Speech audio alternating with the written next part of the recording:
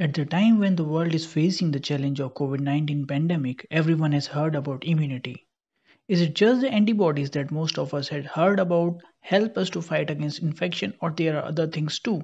In today's video, we will first see the importance of immune system that provides us immunity. Next, we will see what immune system is made of, how our immune system works. At last, I will discuss about 3 different types of immunity. This topic is essential to understand how vaccines work in my upcoming video.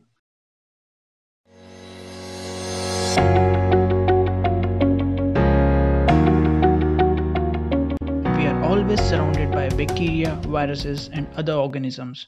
Some of them enter our body for their survival, growth, and multiplication. They may be beneficial, neutral, or harmful for our health. For example, the yogurt we eat has bacteria in it that is good for our digestion and imparts health benefits. Then there are other bacteria and viruses that are harmful for our well-being. We call them pathogens. Fortunately, our body has a fantastic surveillance and defense system that operates around the clock to find, fight, and destroy these pathogens. This system is called as immune system. It prevents pathogens from causing a disease and keeps us healthy. Without immune system, our body would be open for attack by bacteria, viruses, and other invaders, and it would be impossible to survive even a day without it. The immune system is very intelligent. It knows to distinguish between our healthy cells, unhealthy cells, non-self foreign invaders or pathogens. It destroys and clears away the pathogens. Now you know that immune system is very critical for our health and life. Now let's see what immune system is made of. The immune system comprises of white blood cells, also known as leukocytes. These are the cells that are constantly patrolling in and in parallel to our veins and arteries in the lymph vessels. Some of these cells are stored in lymph nodes, thymus, spleen, and bone marrow as a backup. When they find something suspicious, they multiply and send signal to other Wbcs to take necessary actions. Broadly, there are 2 types of Wbcs. First are the phagocytes that surrounds and engulfs and eats up the pathogens. They provide a general and a basic level of immunity called as innate immunity that I will discuss about later. The second important category of Wbcs are lymphocytes, which are specialized and provides much more specific immunity called as adaptive immunity. They remember their pathogens and recognize when they attack again. For the simplicity of the video, we will look at only 2 types of lymphocytes, the B cell and the T cell. B cells produce antibodies and help the T cells. The major job of antibodies is that they recognize the antigens or proteins on the surface of pathogens and mark them for destruction.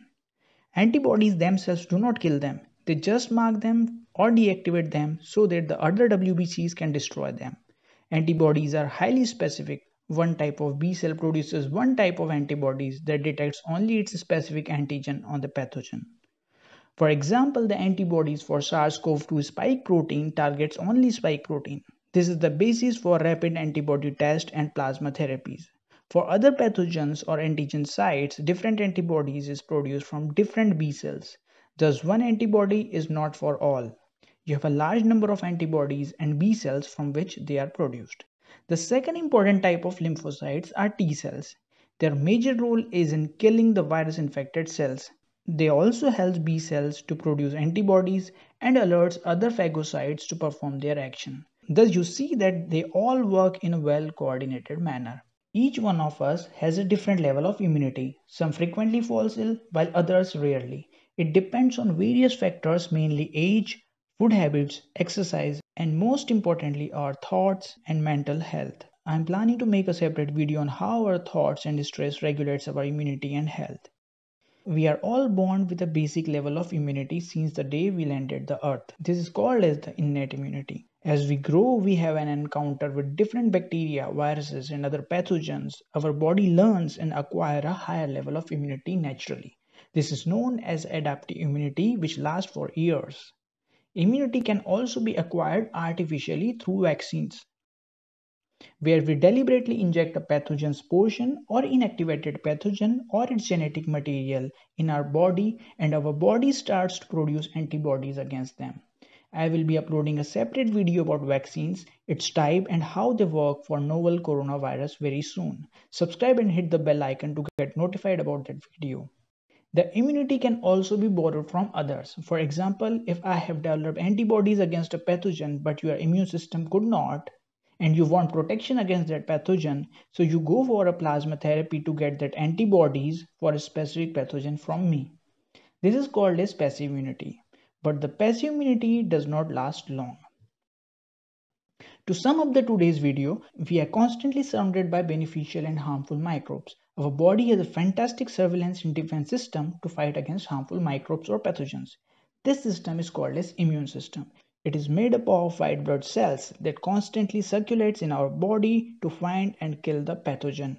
WBCs are classified as phagocytes that provide a basic level of immunity known as innate immunity, while B cells and T cells provide much more specific adaptive immunity. B cells produces antibodies that recognizes specific antigen and inactivates the pathogen. T cell kills the infected cells and recruits other WBCs to tackle the situation. Immunity depends on your age, food habits, workout, and your thoughts.